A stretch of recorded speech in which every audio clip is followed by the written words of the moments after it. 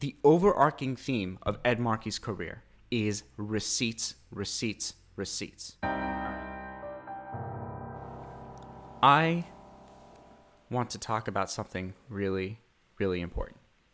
I want to talk about the 2005 classic release of Star Wars Battlefront 2.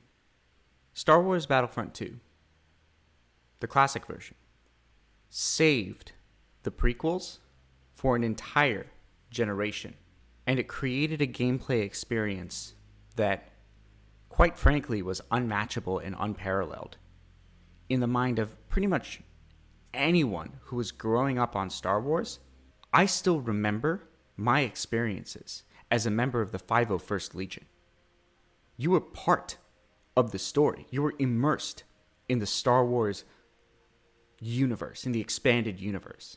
And throughout the campaign, you got to play as Mace Windu, Ki-Adi-Mundi, Aayla Secura, the two that get cucked by Order 66. You play as Darth Vader in both forms. You play as Obi-Wan Kenobi. You even play as Boba Fett. So, you were a part of it. You were in the universe, and all of the storyline, meshed together around you. And it was incredible. You had a full game. You had a full campaign. You had a full-on multiplayer mode.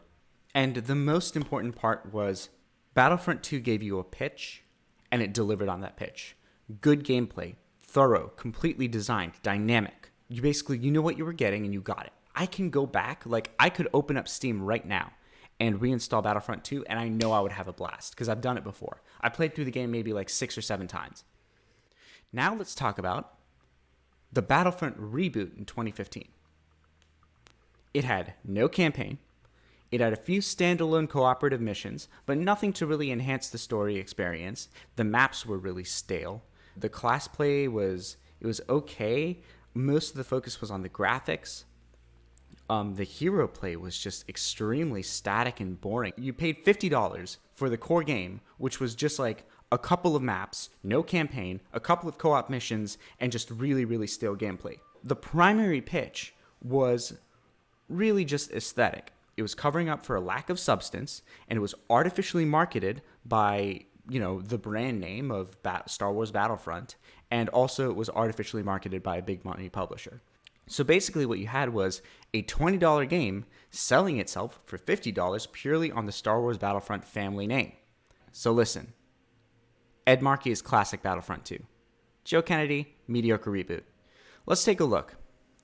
Joe Kennedy on the issues. So I'm going to preface this by saying, Joe Kennedy is not bad on issues, generally speaking. But you're going to see the real distinction between him and Ed Markey as we go through line by line every single point. All right? Joe Kennedy III. He's pretty good on abortion, right? Fight any efforts to limit reproductive health services, supports public abortion funding, supports churches providing birth control. I consider myself pro-choice, ban anti-abortion limitations, access safe legal abortion without restrictions, funding abortion avoids discrimination against poor women. Great point. Constitutional right to terminate pregnancy for health. This is Ed Markey on abortion. This is going to be the theme, the overarching theme of Ed Markey's career is receipts, receipts, receipts. All right? You have 2 identical songs, except one is just melody and chords, and this one has all the production value. This one has all of the background music, all of the synth, all of the orchestra, every sound space is filled. This is all of the substance, right?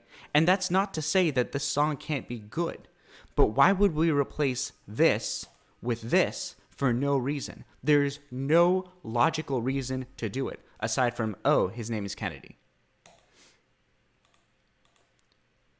Rated 100% by NARA. Rated 0% by the pro-life organization. This guy has established records on constantly voting to protect a woman's right to choose. Joe Kennedy has established rhetoric on protecting a woman's right to choose. He is welcome to demonstrate that through his voting record. I know what you're thinking if you're a Kennedy supporter. You're going to say, hey, you keep saying all of this stuff, but don't you think it's important to have somebody who has been on the side of a woman's right to choose since very early in their life? Look at Joe Kennedy. He's been saying we need to protect the reproductive rights of women since January 1993. He was only 13 years old at the time. That is how early he supported an amendment to protect reproductive rights. Unfortunately, this is a misprint. This is misattributed to Joe Kennedy III. This was actually a vote by Joe Kennedy II, who was in Congress at the time. There is no 13-year-old Joe Kennedy vote, and this is just a bunch of rhetoric. There's no voting record to back it up. I'm sure he will have the voting record to back it up, but let's give him time to develop that and not replace the person who has consistently been there for this constituency. All right? Now let's go down here. Look at this. Clear champion of protecting home mortgages, opposed the sequester, on regulating subprime mortgage industry, on revitalizing severely distressed public housing, voted no on restricting bankruptcy rules, increased debt limit, okay, kind of pretty, ban abusive credit practices and enhance consumer disclosure.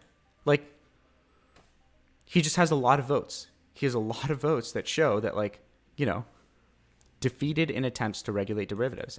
Now let's look at Joe Kennedy's record on budget and economy. Voted no on prioritizing spending in case that limit is reached. Wow, good vote. That's the only vote. Supports constitutional amendment for balanced budget. Even if you buy into the mainstream economic notion that the national debt is a problem, which, you know, I generally tend to agree with. There are theories about fiat money that may actually hold some weight that, you know, we won't talk about modern monetary theory because I need to read up on it a little more. But generally, I tend to think that the national debt shouldn't be too high, and right now it's too high. But a balanced budget is not the way to go about addressing it.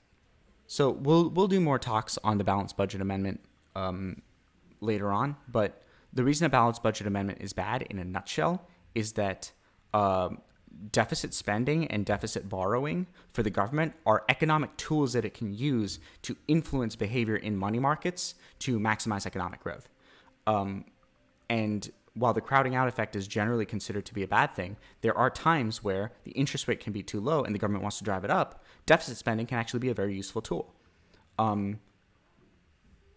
So there are times that you're going to want to spend into a deficit, and then there are times you're going to want to raise revenues, and those times are separate. You should never be balancing budgets perfectly from year to year. Joe Kennedy on civil rights. This is a misprint, by the way. This is based on a vote. This was based on, he voted yes to an amendment that was trying to elevate gender identity as a protected class, and this misstates it as don't elevate gender identity. So this is actually a misstatement. Also, let states recognize same-sex marriage. That sounds like it's a states' rights argument. It's not. It was specifically before DOMA was overturned by the Supreme Court. There was an amendment proposed to DOMA that basically said that even though DOMA federally defines marriage as between a man and a woman, that the states should be able to overrule that definition. And it was an amendment proposed to that amendment before same-sex marriage was federally legitimized. So this kind of paints it in a bad light that isn't really fair to Joe Kennedy. But it's not really relevant because look at Ed Markey on civil rights. History of voting for women's rights. Rated 87% by the ACLU, indicating a pro-civil rights voting record. Rated 100% by the Human Rights Council, indicating a pro-gay rights stance. Rated 100% by the NAACP, indicating a pro-affirmative action stance. Voted no on banning gay adoptions. Voting no on ending preferential treatment by race in college admissions. By the way, this is ending preferential treatment by race. This is literally affirmative action. This is, so like in terms of progressive bona fides, right? Voted no on Constitution, blah, blah, blah. Voting no on Patriot Act. Yes on prohibiting job discrimination. Yes on reauthorizing Violence Against Women Act. He has everything Joe Kennedy has and more. The only thing Joe Kennedy claims to have that he doesn't is the aesthetic and the Kennedy family name. That's it. Sponsored removing deadline for ratification of the ERA. The same thing that was on Kennedy's. Yeah, like on corporations, 90% tax on executive bonuses at companies receiving federal assistance. Voted yes on allowing stockholder voting on executive compensation, making corporations a little more democratic. Voted no on replacing illegal export tax breaks with $130 billion in new breaks. Rated 20%, indicating a corporate not friendly voting record. Rated 100%, indicating a pro-labor record. If you want a progressive in Congress, you've already got it. Don't replace him. This is one of the most effective progressives in Congress. Sponsored enforcing against corporate offshore tax haven banking. That's such a good thing. Restrict corporate use of consumer mandatory arbitration. This is like, if you really care about addressing national debt, this is your guy. He's trying to maximize government revenue. On crime. Voted yes on enforcing against anti-gay hate crime. All right. So he's anti-hate crime. Voted yes on expanding services for offenders' re-entry into society. Pro-rehabilitative justice. Rated 78% by Cure, indicating pro-rehabilitation crime votes. Moratorium on death penalty. Voted no on making federal death penalty appeals harder. Voted yes on replacing death penalty with a life imprisonment. This is 1994. This was the crime bill year. This is where being tough on crime was an unpopular opinion. Sorry, this is not being tough on crime was an unpopular opinion. If you were considered soft on crime, your career was over in this year. And he voted yes on replacing the death penalty. This guy has been progressive when it was not popular. Moratorium on death penalty, more DNA testing, require DNA testing for federal executions. Which, this is not enough. I think that executions should be completely ended. But if you can't end executions, then you're damn well going to make sure you're DNA testing. The only tough on crime, he's only tough on hate crime. And he's pro-rehabilitation, 78% by Cure. All right? Joe Kennedy on crime. Opposes capital punishment. Rated 85% by the NAPO, indicating a tough on crime stance. 85%. That's the only thing that I know about him. And he opposes capital punishment. Good for him. Let's talk relative. Relative to the country, Joe Kennedy, if Joe Kennedy were running in, say, Nebraska or I don't know, Texas, Joe Kennedy is more progressive than Beto O'Rourke, but Joe Kennedy is running in a deep blue state, right?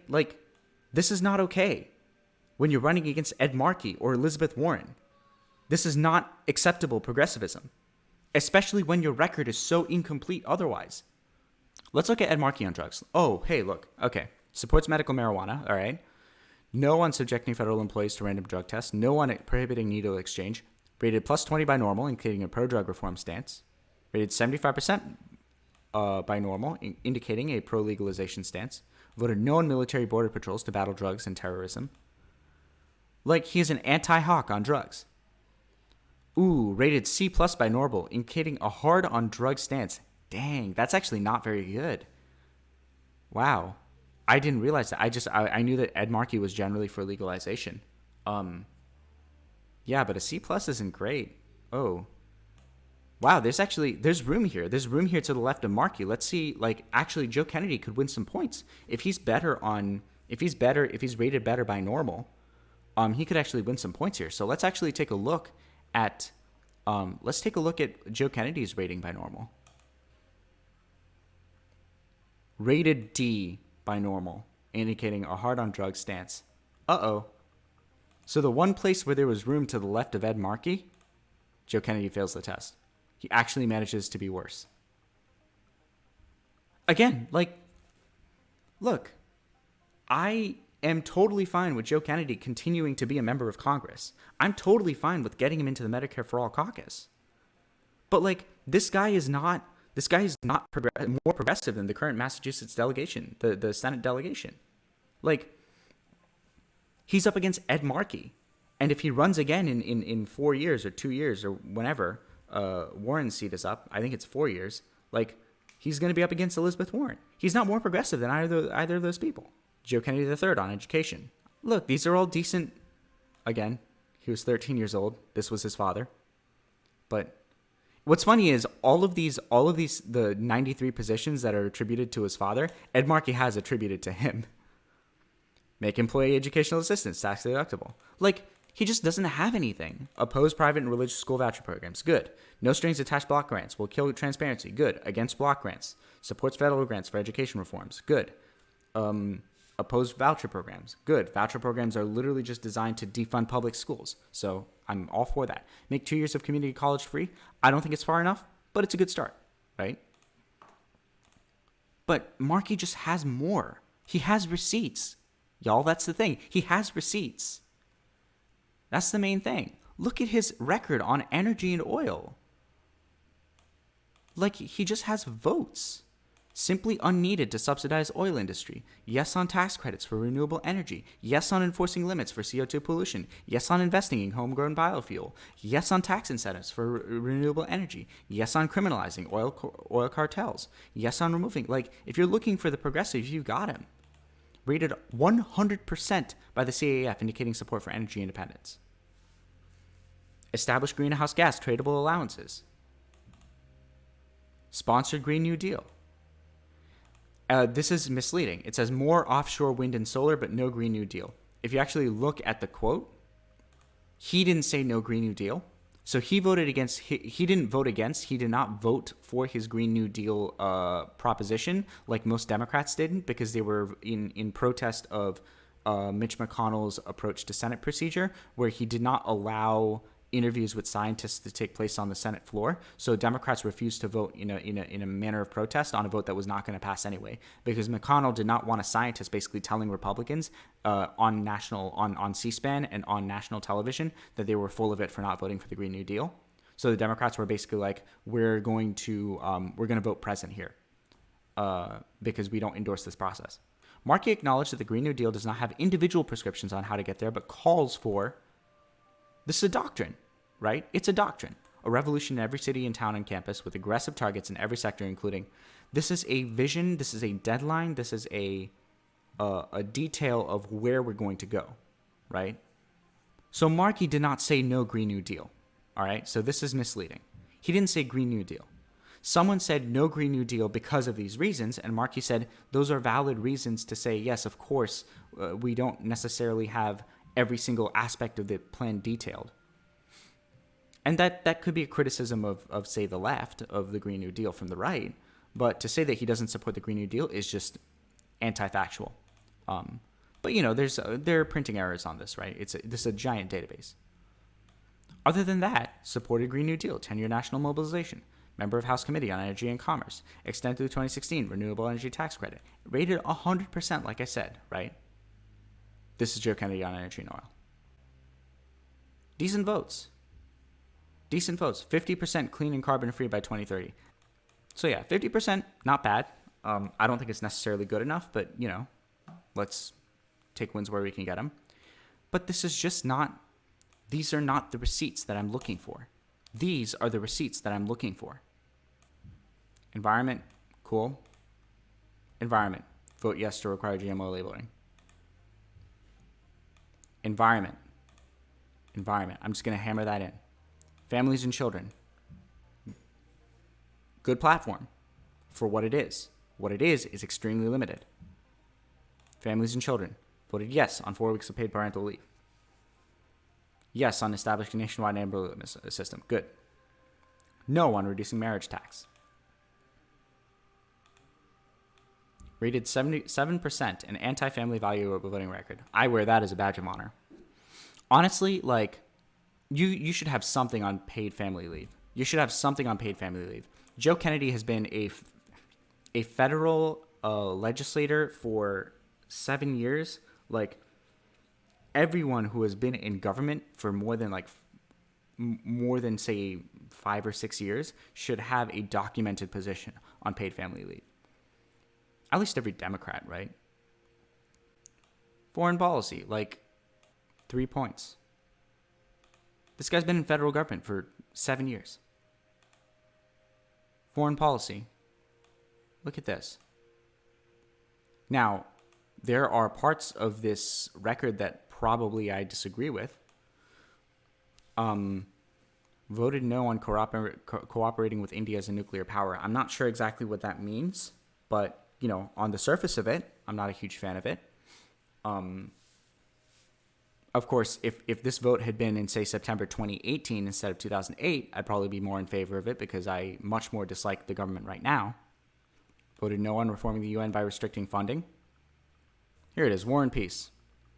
Speaking of foreign policy. Opposed to the 2013 Syria war, cool. Stay vigilant with Iran as we leave Afghanistan. A little bit hawkish, but okay. Bring troops home quickly and prudently before end of 2014, good. crippling sanctions on Iran to ensure no nuclear arms. Remember what we were talking about before? Crippling sanctions on Iran. This doesn't work. This only hurts the global worker movement. This will hurt the working people of Iran and make them more likely to support fringe elements in their country. This is Republican policy that escalates ultimately to Iran being a fringe fundamentalist country so that we can justify a war against them. So I don't care about no military force against Iran without Congress approval, because Soleimani was apparently the straw that broke the camel's back. You supported the sanctions that will ultimately escalate to this conflict. The sanctions are economic immiseration of the Iranian working class. Whom do you think that they're going to support if the Ayatollah is able to go to the people and basically say, look, America is the one keeping the economy down. America is the reason that you don't have a job. America is the reason that you aren't able to make X and X and X product while you're not able to sustain X and X and X business. Sanctions on Iran are terrible policy. And these are decent policies on welfare and poverty. Joe Kennedy has nothing on tech. So I think it's a great idea for him to join the Senate. In 2020, he has no issue stance recorded on technology. Again, like, I'm not seeing anything that bothers me. Ed Markey, hold on, let's look at Ed Markey, Medicare for All. Does he support Medicare for All? As an original co-sponsor, ooh, look at that, original co-sponsor of Bernie Sanders' Medicare for All bill in 2017, has fought to create a federal single-payer healthcare system to provide comprehensive health insurance for every American. Again, like, we're talking receipts, no receipts. You go to any issue, receipts, no receipts. And the substantive differences between them. Joe Kennedy has a tough on crime stance, right? Joe Kennedy supports a balanced budget amendment. And he's softer on everything. Joe Kennedy supports sanctions on Iran, right? Like, these are the only substantive differences between the records that they have. But you're operating on the level of substance, right? This is Battlefront 2015. It's a fraction of what Classic 2005 has. The substance is all here on this page. Again, receipts. So, like, don't get caught up in, like, okay, new blood, young blood. That's all aesthetic. That's all graphics. It's graphics. It's brand name. And largely, it's astroturfing. Joe Kennedy is pushed largely by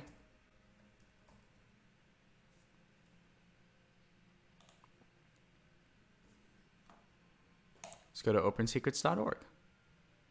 So, you know how I said EA dumped a bunch of money into artificially promoting Battlefront as a better game than it ever was? Top contributors, 2019 to 2020. Crescent Group, Capital Fund. Bain Capital, Capital Fund. Kirkland & Ellis. I've done research on every single law firm that has contributed to Kennedy's campaign. Their primary clientele is corporate. Greenberg Traurig, LLP. I'm not sure if that's financial or a capital fund. I can't remember. I think they might be venture capital consultants. Wingate Companies. I'm pretty sure that's capital. Vertex Inc. Let's look up Vertex Inc.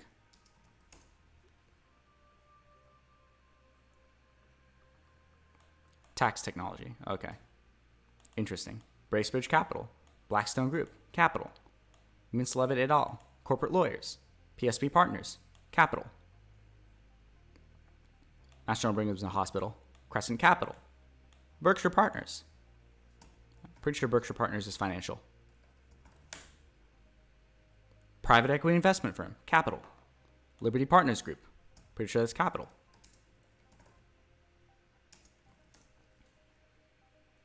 And if you look at these, most of these totals are multiples of 2,800.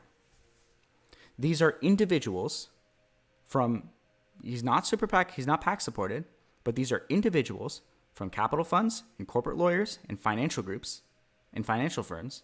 Wells Fargo, right? Like, these are individuals from those companies who have donated a maximum amount of $2,800 to his campaign.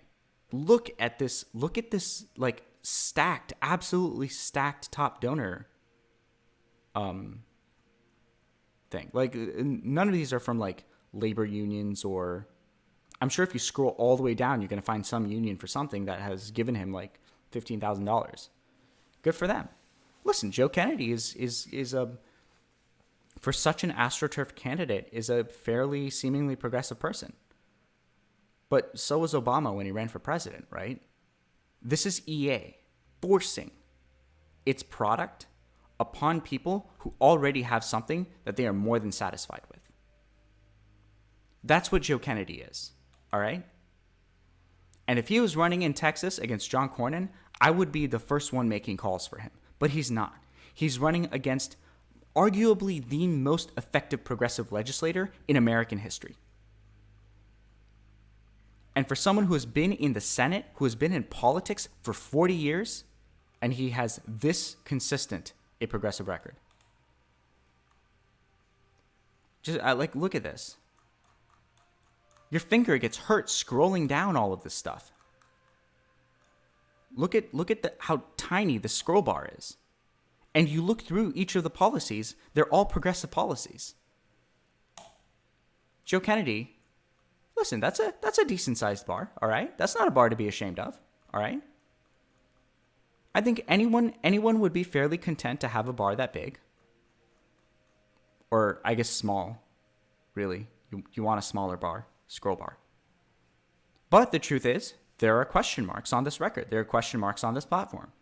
And it's just not as much on substance. There's a lot of blank space here, but we're not going to hold him to that. Ed Markey is just a better candidate. He has accomplished more. He has done more for the country than most people in his position, and he is not done. There's just no argument. There's no argument. So, here it is. Monday is the primary, which means that people are probably mailing in their votes en masse over the weekend. If you can make calls, do it right here. If you don't live in Massachusetts, you can still do this stuff.